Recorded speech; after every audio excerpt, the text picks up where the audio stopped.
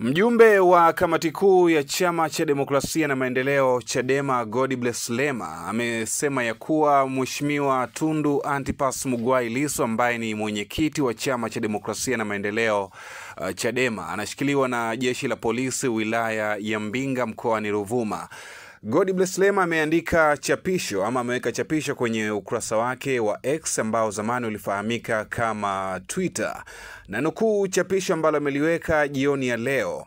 Baada ya mkutano leo jioni saa 12 wilaya ya Mbinga, wakati wa kufunga mkutano OCD, alimfuata mwenyekiti Tundu Lissu jukwaani akamwambia, tafadhali ukishuka hapo jukwaani ingia kwenye gari ya polisi na kutaka polisi kwa mahojiano. Mheshimiwa Lissu alimwambia, nimefanya nini? Huku akiendelea kuchangisha fedha katika hadhara tone tone. Baada ya kuona hiyo zogo, Kamanda Sosopi alimfuata OCD na kumwambia, kama Lissu analo jambo na nyie, please mnaweza kuja pale tulipofikia mkamchukua kwa utaratibu. Hapa mtazua tafulani kubwa, maana halaiki hapa ni kubwa. Pia mimi nilisisitiza ushauri huo kwa OCD na wasaidizi wake wengine. Alionekana kama anaelewa, lakini ghafla mabomu ya machozi mengi yalianza kurindima.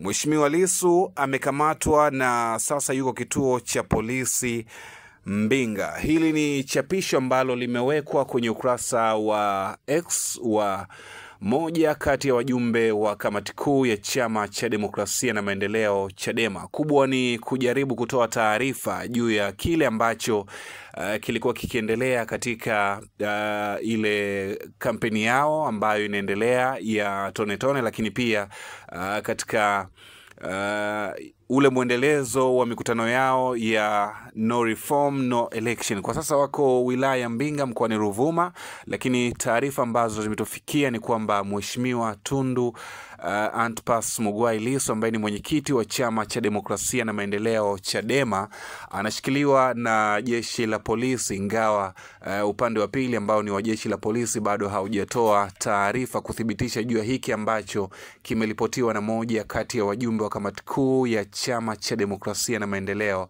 Chadema, Godbless Lema. Hii ni Dream TV, usisahau kusubscribe, lakini pia usisahau kutuandikia maoni yako kwenye sehemu ya kuandika maoni na kushirikisha taarifa hii kwa watu wengine. Tukutane wasaa mwingine, naendelea kuifuatilia Dream TV.